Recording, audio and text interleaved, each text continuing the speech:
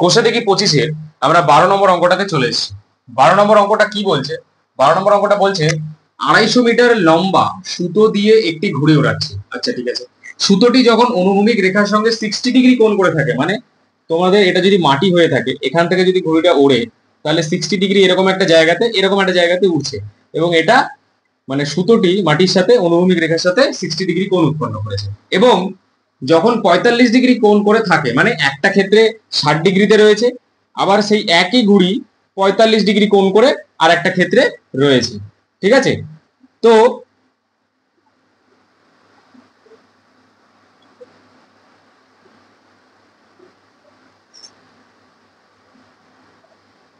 তো এইটা হচ্ছে হলো তোমাদের 45 ডিগ্রি। ঠিক আছে, আর পুরোটা যেটা সেইটা হচ্ছে হলো তোমাদের 60 ডিগ্রি। ঠিক আছে, ভালো কথা। তাহলে এরকম যদি হয়ে থাকে, আর আমি এখান থেকে এই মাটিতে এখানে দাঁড়িয়ে ঘুরে বেড়াচ্ছি, এরকম হয়ে থাকলে আমাকে বের করতে হবে ঘুড়িটি কত উপরে রয়েছে তা হিসাব করি প্রতি ক্ষেত্রেই, মানে দুই ক্ষেত্রেই আমাদের ঘুড়ির হাইট বের করতে হবে, মানে 45 ডিগ্রির ক্ষেত্রে এখান থেকে এইটুকু, আর 60 ডিগ্রির ক্ষেত্রে পুরোটা। হ্যাঁ, আবার বের করতে বলেছে আরেকটা জিনিস, এদের মধ্যে কোন ক্ষেত্রে ঘুড়িটি বেশি ওপরে থাকবে, সে দুটোর হাইট বের করে নিলে তার মধ্যে যেটা বেশি হবে সেটাই আমাদের পরের অ্যান্সার হবে। যাই হোক, প্রথমে আমরা নামকরণ দিয়ে শুরু করি। একটা নামকরণ করে দিই, এ বি সি ডি পরপর। তো এখানে আমরা লিখব যে এ সি সমান সমান প্রথম ঘুড়ির উচ্চতা, তাই তো। তারপরে বিসি যেটা, সেটা কি লিখবো আমরা? দ্বিতীয় ঘুড়ির উচ্চতা। তারপরে সিডি যেটা, সেটা সমান সমান আমরা কি লিখতে পারি? সিডি লিখতে পারি ঘুড়ি থেকে আমার দূরত্ব। ঠিক আছে, ঘুড়ি থেকে আমার দূরত্ব। আর একটা জিনিস, আর দুটো জিনিস আমাদের নামকরণ করতে বাকি আছে। কি? একটা ছিল বিডি আর একটা ছিল এডি। তো বিডি সমান সমান এডি লিখবো। কেন? কারণ আমি তো সুতো 250 মিটার ইউজ করছি, তাহলে আমাদের এডিও যা হবে বিডিও তাই হবে, সেই জন্য দুটো সমান সমান লিখলাম। আর এরা সমান সমান কি? এরা সমান সমান হচ্ছে হলো সুতোর দৈর্ঘ্য, তাই না? আর সেইটা সমান সমান আমাদের কত বলে দিয়েছে? 250 মিটার বলে দিয়েছে। ভালো কথা। ব্যাস, তাহলে আমাদের এই চারটে জিনিস ছিল যেটা নামকরণ করার দরকার ছিল। এবার আমরা অঙ্কতে শুরু করি। তো আমরা কোন ত্রিভুজটা নিয়ে প্রথমে শুরু করব? দেখো, আচ্ছা তাহলে আমরা এখানে নামকরণ করে দিই, এটা 250, এটাও 250। ঠিক আছে, তার মানে কি দুটো যে ত্রিভুজ এখানে তৈরি হয়েছে তাদের আমরা অতিভুজটা জানি। তাহলে প্রথম ত্রিভুজ যেটা, আমরা ছোট ত্রিভুজটা নিয়ে শুরু করি, বিসিডি। তাহলে ত্রিভুজ বিসিডি থেকে পাই। হ্যাঁ, তাহলে বিসিডি থেকে দেখো আমরা কি জানি? আমরা খালি একটা কোণ জানি আর অতিভুজটা জানি, তাই তো। আমাদের কি জানতে হবে? আমাদের বিসিটা জানতে হবে। তাহলে তার মানে আমাদের কি নিয়ে অঙ্ক করতে হবে? এটা মানে এটার থেকে একদম বিপরীত দিকে রয়েছে, মানে এটা লম্ব, এটা অতিভুজ। তাহলে লম্ব এবং অতিভুজ নিয়ে আমাদের কাজ করতে হবে, মানে সাইন থিটা। আর থিটা মানে কত বসবে? 45 ডিগ্রি। তাহলে সাইন 45 ডিগ্রি সমান সমান আমরা কি জানি? লম্ব মানে বিসি, যার মান আমরা জানি না, বাই অতিভুজ কত? 250। সাইন 45 ডিগ্রিতে কত হয়? সাইন 45 ডিগ্রি হয় 1/√2। তাহলে সেটা লিখে দাও, 1/√2 সমান সমান BC divided by 250।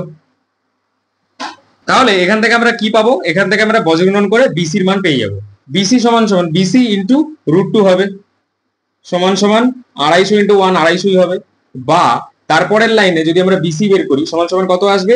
250 divided by √2। তাহলে আমরা বিসি সমান সমান এটা পেলাম। এবার এই পর্যন্ত কি রাখলে চলবে না? আমরা যখন নিচে রুট পাবো, আমরা কি বলেছিলাম? করণীয় নিরসন করবো। করণীয় নিরসন এই ক্ষেত্রে কিভাবে করব? নিচে √2 রয়েছে, তাহলে উপর নিচে √2 দিয়ে গুণ করে দেবো। √2 আর নিচেও √2 দিয়ে গুণ করে দেবো। তা যখন √2 গুণ হয় তাহলে নিচে 2 পড়ে থাকে, তাহলে এর পরের লাইন কি হবে? এর পরের লাইন হবে, ওপরে তো 250 ইন্টু √2 রয়েছে, আর নিচে √2 গুণ হয়ে 2 হয়ে যাবে। আর এই 2 দিয়ে যখন 250 কেটে যাবে, পড়ে থাকে 125। তাহলে আমাদের অ্যান্সার ফাইনাল কত আসবে? 125√2। এত কি মিটার। এটা আমরা কি পেলাম? এটা আমরা পেলাম বিসি, তাই না? মানে 45 ডিগ্রি কোণ করে যে ঘুড়িটা উঠছে তার উচ্চতা পেলাম। ব্যাস, এবার পরেরটা বের করি। এবার আমরা শুরু করব দ্বিতীয় ত্রিভুজটা থেকে। সেটা কোনটা? বড় ত্রিভুজটা, যেটা এসিডি, তাই না? এসিডি নিয়ে কাজ করলেই তো আমরা এসি পাবো। তাহলে এসিডি মানে ত্রিভুজ এসিডি থেকে পাই, থেকে পাই। ওকে, তাহলে এবার দেখো এই ত্রিভুজের ক্ষেত্রে আমরা কি জানি, এই ত্রিভুজের ক্ষেত্রে আমরা অতিভুজ জানি, একটা কোণ জানি, লম্ব বের করতে হবে। তাহলে লম্ব আর অতিভুজ নিয়ে কোন ত্রিকোণমিতিক অনুপাত হয়? Sine theta. আর থিটা মানে এক্ষেত্রে কত বসবে? 60 ডিগ্রি। তাহলে সাইন 60 ডিগ্রি সমান সমান লম্ব মানে এসি পুরোটা, এসি ডিভাইডেড বাই অতিভুজ মানে 250 লিখে দেবো ডাইরেক্ট। বা সাইন 60 ডিগ্রি মানে কত? √3/2 সমান সমান ডান দিকে এসি বাই 250।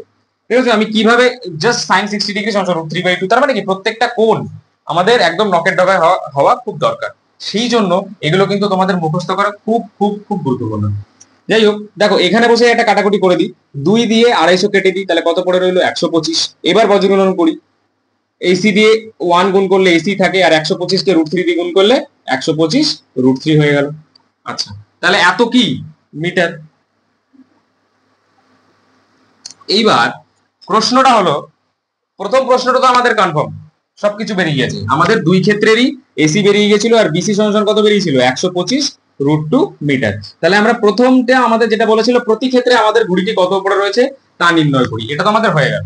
এবার সেকেন্ডের যে প্রশ্ন, যে কোন ক্ষেত্রে ঘুড়িটি বেশি উপরে থাকবে, মানে এই দুটোর মধ্যে কোনটার হাইট বেশি, আমরা কি করে বুঝবো? দেখো স্বাভাবিকভাবে √2 বড় নাকি √3 বড়? স্বাভাবিকভাবে √3 বড়, তাই না? তার মানে কি হবে? এসিটা হলো আমাদের অ্যান্সার হবে। তাহলে পরের অ্যান্সারটা কি হবে? যে এদের মধ্যে কোন ক্ষেত্রে ঘুড়িটি বেশি উপরে রয়েছে, তোমরা লিখবে এসি। যেহেতু এসি বিসি এর থেকে বেশি, সেহেতু প্রথম ক্ষেত্রে ঘুড়িটি বেশি ওপরে উঠছে, তাই তো? বেশি ওপরে উঠছে, ব্যাস এটাই তোমাদের সেকেন্ডের অ্যান্সার হওয়া উচিত, তাই তো? স্বাভাবিক ব্যাপার। যাই হোক, এই দুটো প্রশ্ন নিয়ে কারোর কোনো প্রশ্ন যদি থেকে থাকে তাহলে এখনই কমেন্ট সেকশনে জানাও।